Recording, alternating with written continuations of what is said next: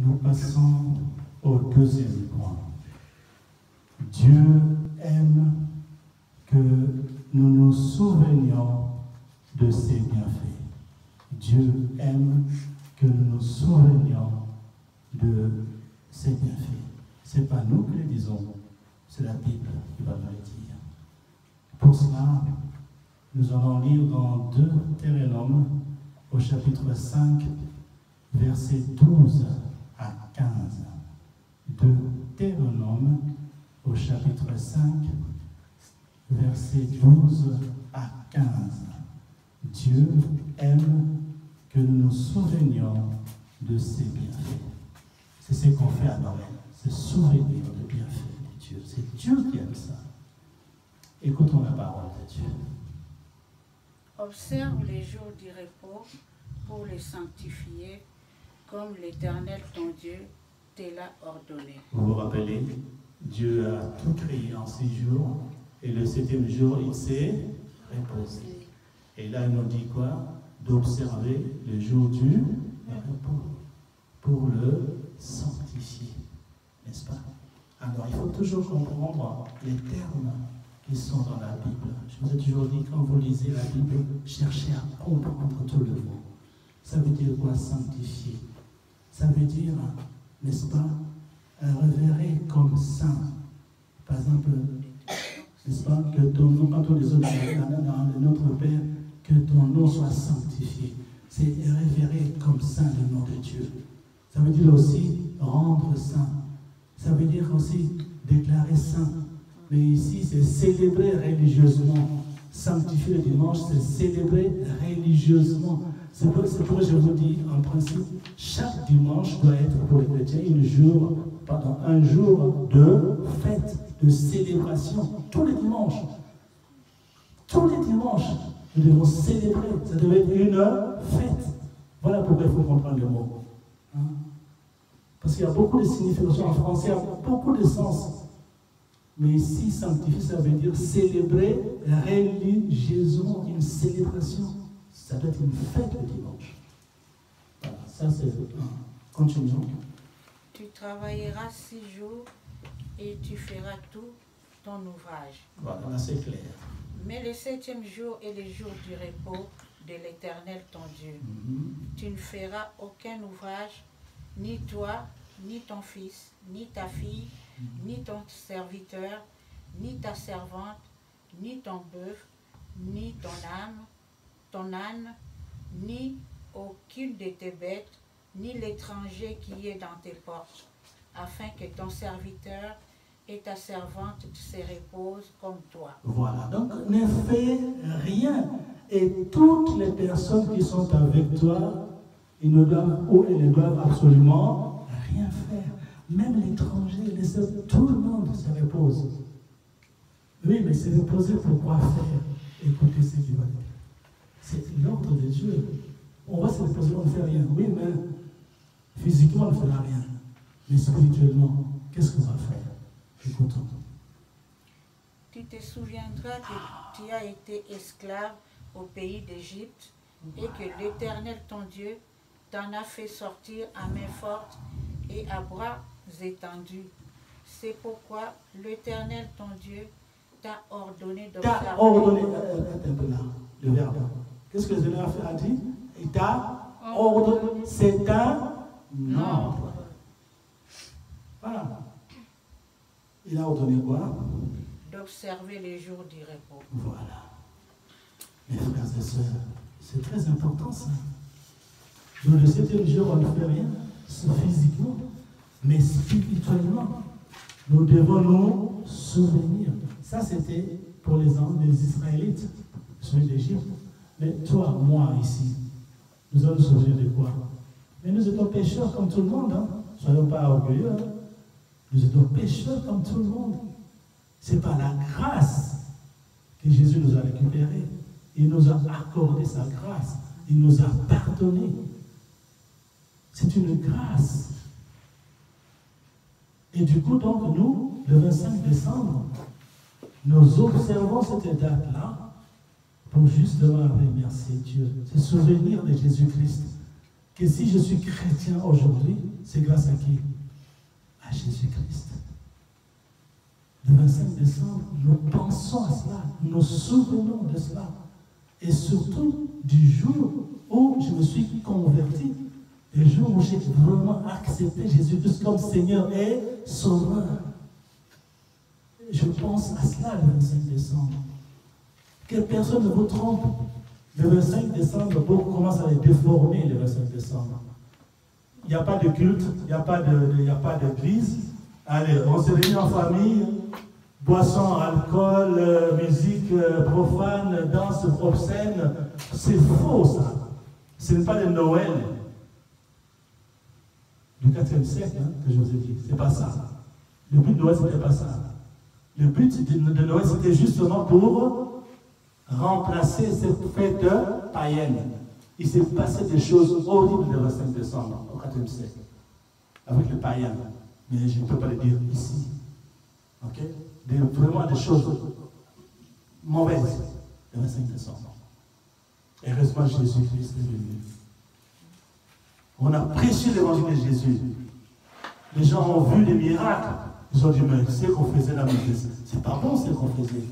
Avec le culte païen, là. On sacrifiait même des enfants. Je m'arrête là. On sacrifiait des enfants à Satan. Brûlés comme ça. Vif. Prends l'enfant. Sacrifice. Des choses horribles. Attention, vidéo. Moi, je vous dis la vérité. Et Jésus-Christ a opéré à Rome. Le nom de Jésus a opéré à Rome.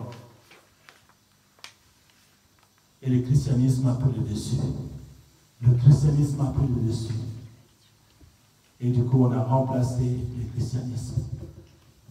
On a mis le christianisme à la place des cultes païens. Voilà. C'était extraordinaire, ça. C'était extraordinaire. J'étais comme tout le monde, nous étions comme tout le monde. Si maintenant je crois en Jésus-Christ, c'est parce qu'il a fait des choses.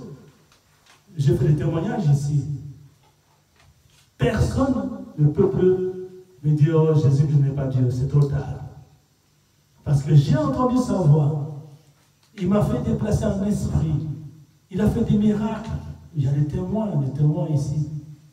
On a une sœur ici, je ne peux pas la montrer. Après notre prière à l'hôpital où il était, il a vu des anges, ce n'est pas un rêve. Je vous dis la vérité. Au nom de Jésus, nous avons prié. Au nom de Jésus, les anges sont descendus. La sœur qui est avec nous ici. Si vous voulez, après le culte, vous pouvez le demander. Témoignage vivant. Elle n'est pas encore, elle est là avec nous dans la salle. Ce n'est pas un rêve, mais il a vu des anges du ciel descendre dans sa chambre à l'hôpital. On l'a entouré, puis ils ont fait ça. La sœur commençait à flotter devant son lit. Ce n'est pas un rêve. Le nom de Jésus. Et là, la sœur, avec nous, flotter. Et pendant que les anges opéraient, il n'y a ni médecin, ni infirmier, ni aide-soignante qui est entré dans la chambre. La puissance du nom de Jésus. C'est extraordinaire. Bon, il y a 60 ans, mais de trop tard. C'est terminé là, c'est fini. C'est ce qui s'est passé à Rome. Ils ont fait des miracles. Puis les anges, après avoir traité, ils touchent là, ils touchent la sœur là-bas. Puis après, la sœur redescend dans son lit, et puis les anges disparaissent. Et quand les anges disparaissent, c'est là où les médecins vont rentrer. C'est extraordinaire. C'est du vécu. Jésus-Christ est vraiment Dieu, mes frères et sœurs. Il est vraiment Dieu. C'est pourquoi le 25 décembre, nous disons merci. Merci. Nous pensons, parce qu'il aime bien, on vient de le lire, la sœur vient de lire, Dieu aime qu'on se souvienne de ses bienfaits. C'est ce que nous faisons le 25 décembre. Est-ce que ça m'a dit? Voilà. C'est ça. Alors attention à toutes ces vidéos sur YouTube. Nous voulons que les gens oublient les faux dieux. Vous allez remettre dans la tête des gens des faux dieux, machin, le 25 décembre, c'est la fête de tel dieu. Mais on veut que les gens oublient ces dieux-là. Vous les rappelez encore. Non. Non. 25 décembre, on remercie Jésus-Christ. Voilà. Parce que c'est Dieu qui aime ça. Ça, c'était le point 2. Nous passons au point 3. Le point 3, c'est la parole de Dieu nous recommande de nous montrer ou de montrer notre reconnaissance. Point 2, c'est souvenir. Point 3, c'est montrer notre reconnaissance à Dieu. Alors, tout comme d'habitude, c'est la Bible qui va nous dire ça. Comment faire? La parole de Dieu nous recommande de montrer notre reconnaissance à Dieu. Pour cela, nous allons lire dans Hébreux, au chapitre 12, verset 28. Hébreux, chapitre 12, verset 28. Nous allons écouter la parole de Dieu. Hébreux,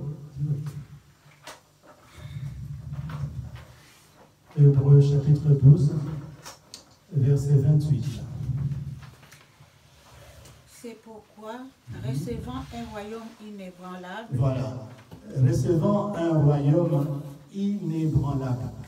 Donc c'est un royaume qui dure pour toujours, solide, inébranlable. Et pour jamais.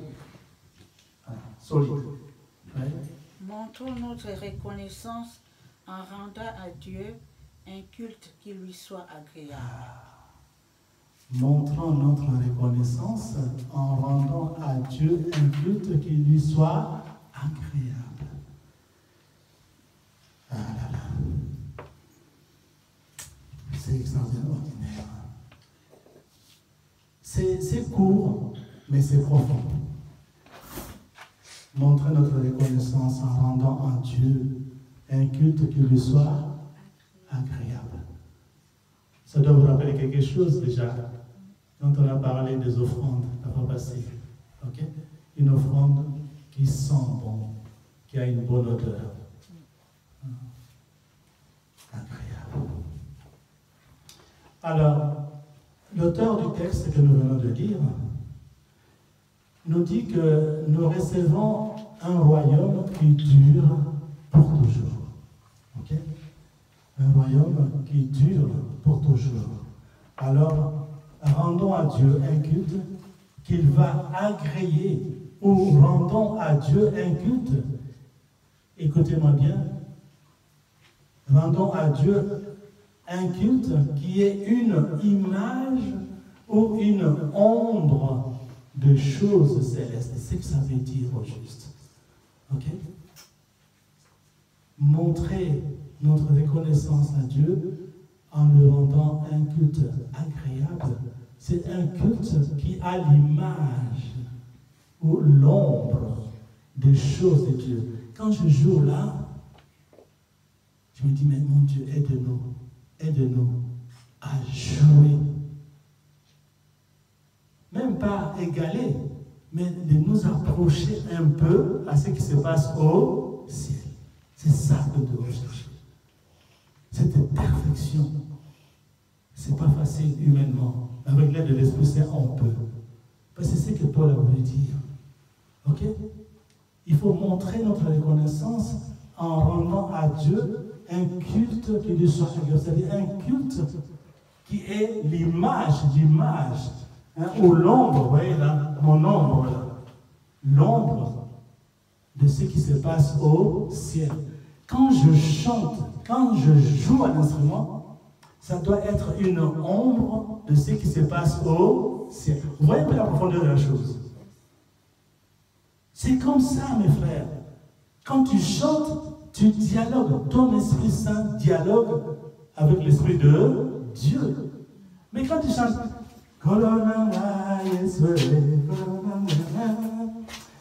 tu penses à la maison, tu penses à l'école, tu fais quoi là? Tu ne fais rien. Parce que ton esprit n'est pas en contact avec l'esprit de... Où est l'image de ce qui se passe au ciel? Où est l'ombre de ce qui se passe au ciel? Sinon, tu ne fais rien, mes frères et sœurs.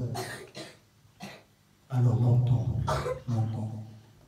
Quand tu pries, quand tu chantes, c'est ton esprit qui prie, c'est ton esprit qui chante. Parce que l'heure vient, elle est déjà venue, où l'Éternel recherche qui? Amen. Amen.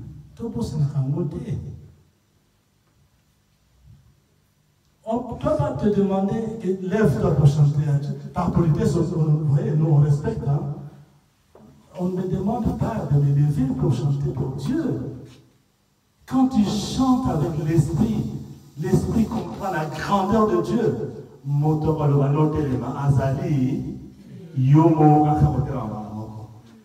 Parce que tu es un esprit, ton esprit est devant Dieu. Et devant Dieu, tu vas t'asseoir comme ça. Dis-moi, quand vous allez voir votre chef personnel ou votre chef, je sais pas mal. Hein? Non, mais quand même, si on respecte les humains, mais et Dieu alors? Et disons un peu les choses concrètement. Et Dieu alors? Si tu donnes autant de respect à un humain parce qu'il est ton chef du personnel, chef de ceci ou de chef de cela, un humain, tu le respectes. Et Dieu alors? Et Dieu alors?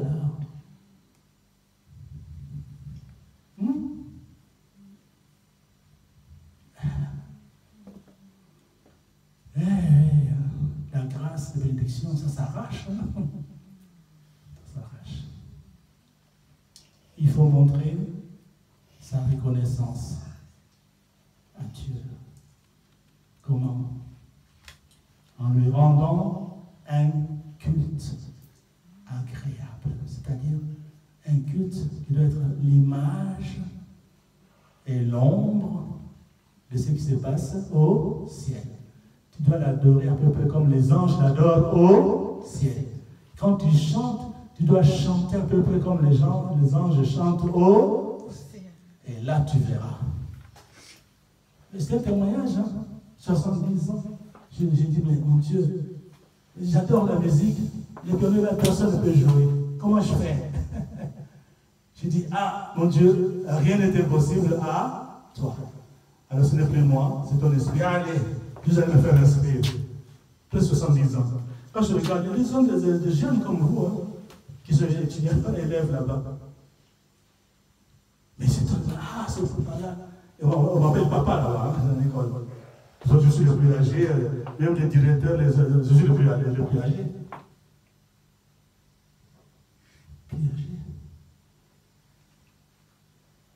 Parce que je cherche, je sais ce que je cherche. C'est un témoignage. Il faut témoigner. Je ai dit, il faut témoigner.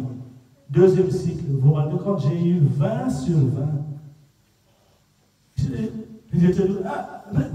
Ils ont cherché des fautes, ils n'ont pas trouvé. Mais c'est extraordinaire. Et quand on dit, piano, il faut commencer à l'école maternelle, tout ça. Mais quand tu commences déjà, c'est trop tard. Avec Dieu, il n'y a pas de trop tard. Mais parce que je vise ce culte-là, je veux rendre un culte à Dieu. Mais je ne sais pas jouer. Je demande à Dieu.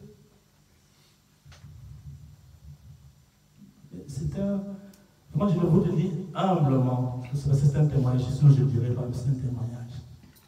Quand tu cherches à rendre un culte qui est l'image ou l'ombre de ce qui se passe au ciel, Dieu va t'ouvrir tous les yeux. C'est extraordinaire. Tu vas voir ta vie, comment elle sera bénie, parce que tu recherches à glorifier Dieu comme il aime qu'on le glorifie. Pourquoi il ne va pas te donner? Parce qu'il a vu ton intention, il a vu l'objectif que tu ne cherches pas ton plaisir à toi. Non, tu cherches le plaisir de Dieu. C'est ça le secret de prière. Il faut rechercher d'abord à satisfaire Dieu. Cherchez d'abord le royaume de Dieu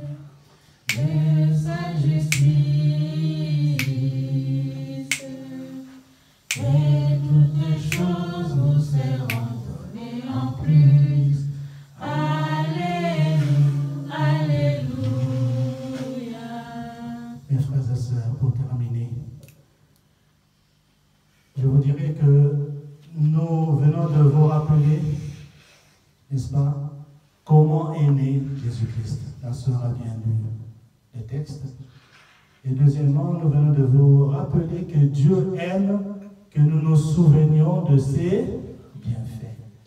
Et enfin, troisième point, nous venons de vous rappeler que la parole de Dieu nous recommande de montrer notre reconnaissance à Dieu. Comment? En lui rendant un culte agréable. C'est-à-dire un culte qui est l'image ou l'ombre de ce qui se passe au ciel. Alors maintenant, c'est à nous de mettre en pratique si nous voulons être bénis par Dieu. Et que Dieu bénisse sa parole par le sang et puissant nom de Jésus de Nazareth. Amen. Amen.